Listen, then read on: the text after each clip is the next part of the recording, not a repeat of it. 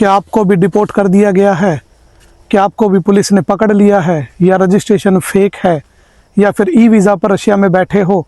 तो इस वीडियो को ध्यान से देखना। आज मैं आपको ये सारी सच्चाइयों से रूबरू कराऊंगा। ये सच है या झूठ है? लोग डिपोर्ट हो रहे हैं, उनको पकड़ा जा रहा है, और ये जो भी 2 नंबरी चल रही है, आज मैं उन सब चीज़ों से पर्दाफाश करूंगा। तो हेलो गाइस, चैनल पे स्वागत है आपका। सबसे पहली चीज़ के अगर बारे में मैं बात करूं तो वो है ई वीज़ा। ई वीज़ा पर मैं किसी को भी रेकमेंड नहीं करता कि आप रशिया में जाओ और वहां जाकर काम करो, क्योंकि ई वीज़ा 2 कैटेगरीज में है। एक कैटेगरीज में है जिसमें आपका 14 से 16 दिन का स्टे होता है, वैलिडिटी उसकी 3 मंथ की होती है। तो लोग क्या कर रहे हैं कि जो वैलिडिटी होती है उसको सोचते हैं हमारा 3 मंथ्स का वीज़ा है, लेकिन ये सब झूठ है। दूसरा वीज़ा जो अभी अभी नया लॉन्च हुआ है वो भी ई वीज़ा है, लेकिन उसमें आप 1 महीना रुक सकते हो और उसकी वैलिडिटी आपकी 6 मंथ की होती है। इट मीन्स कि आप 6 महीने के अंदर अंदर 1 महीना कभी भी जाकर वापस आ सकते हो, और वो सिंगल एंट्री वीज़ा होता है। तो आपको ये वीज़ा सिर्फ घूमने के लिए दिया हुआ है, और 14 दिन में आप क्या ही काम कर लोगे। अगर आप लीगल भी करते हो या जाते हो, जो भी वटेवर, 14 दिन में आप क्या ही कमा लोगे, और 1 महीने में आप क्या ही कमा लोगे। तो बेटर है इस वीज़ा को आप यूज़ ना करें एज अ वर्क परमिट सोच के इसको। तो इस वीज़ा से आपने बचना है। अगर मैं इस चीज़ को आपको डिटेल में समझाऊं तो आप इस पर थोड़ा सा ध्यान देना। फॉर एग्जांपल, लोग क्या कर रहे हैं कि 2 बंदों ने मिलकर अपार्टमेंट ले लिया। अपार्टमेंट का रेंट है 30,000। उन्होंने खुद की रजिस्ट्रेशन मिल गई उनको अपार्टमेंट की, जो मकान मालिक है उन्होंने दे दी है, लेकिन जो बाद में वो 5-6 बंदे उस अपार्टमेंट में भरेंगे अंदर, तो उनको रजिस्ट्रेशन नहीं मिलेगी।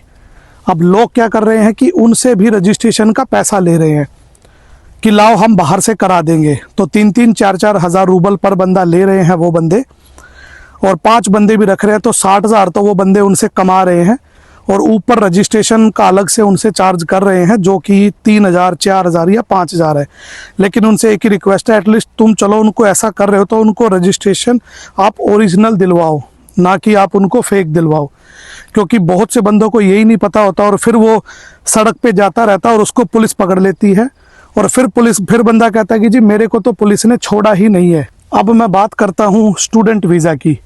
जो लोग इंडिया से स्टूडेंट वीज़ा लेकर जा रहे हैं, 3-3, 4-4 लाख रुपए किसी को दे रहे हैं, एडमिशन फीस वगैरह सब इंक्लूडिंग का ऐसा कुछ है जो भी चल रहा है।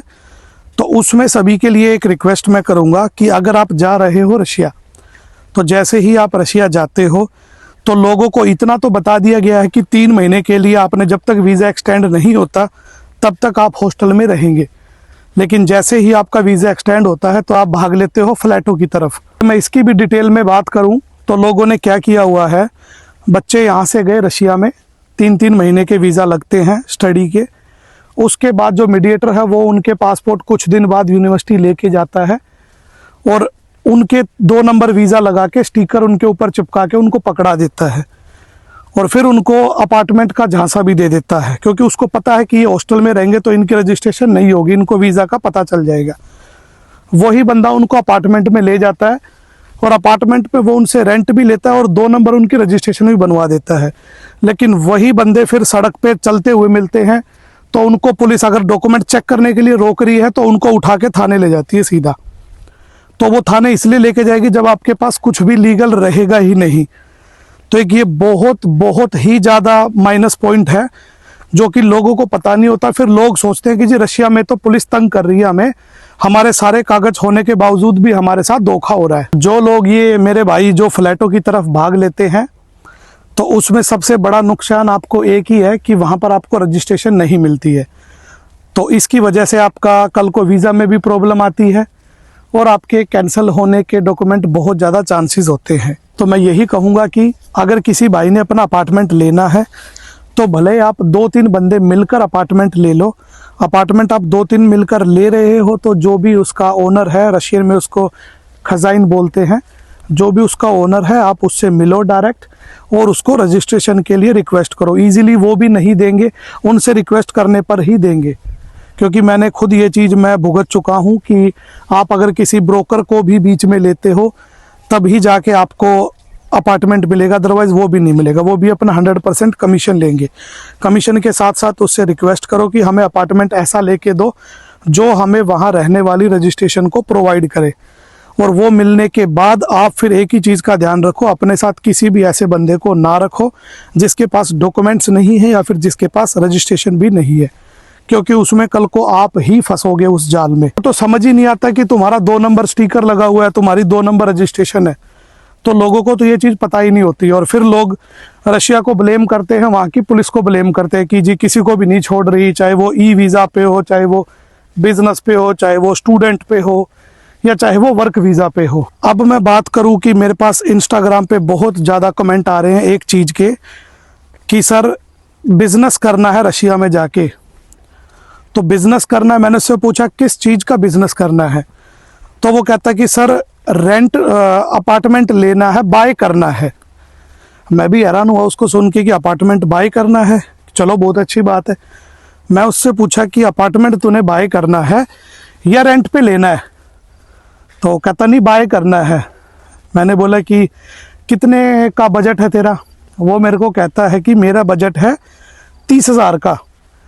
तो फिर मेरे को समझ आया कि इसको खुद को यही नहीं पता है कि रेंट और बाय में फ़र्क ही नहीं पता है, और ये कह रहा है कि मेरे को अपार्टमेंट लेना है।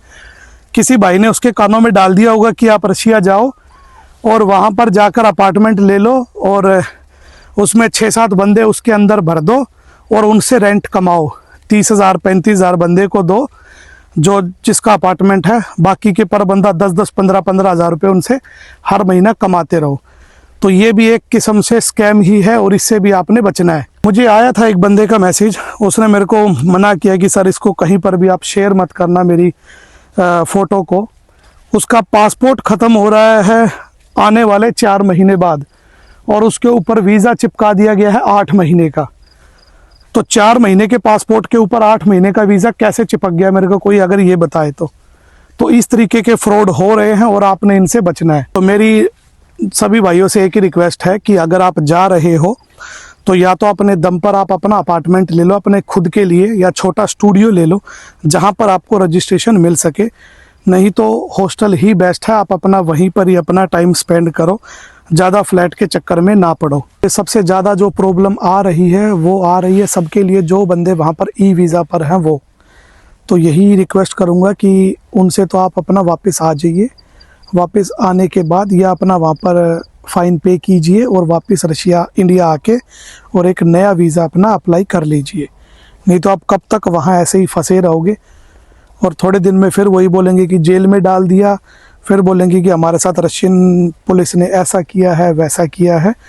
तो वो क्यों ना करें, क्योंकि आप वहाँ के रूल्स तोड़ रहे हो, ना कि वो आपके यहाँ आके कोई रूल तोड़ रहे हैं।